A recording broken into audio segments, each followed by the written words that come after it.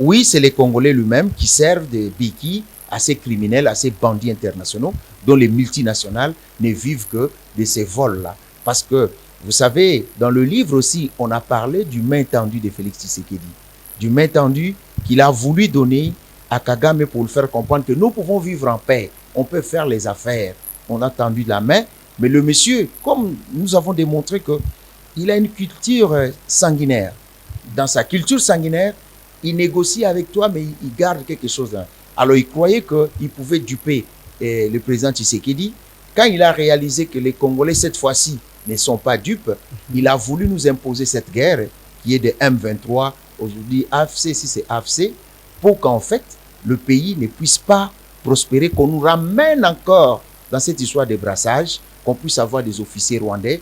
Comme vous voyez à l'Est, quand il y a la guerre, il y a des officiers que nous croyons congolais qui nous trahissent au détriment d'un autre pays. Et vous avez vu Bosco Tangana, qui était à la CPI, qui s'est dit clairement qu'il est caporal rwandais. Mais ici, on l'avait fait général chez nous. Donc, pour éviter ce genre de choses, il fallait quand même qu'on puisse avancer.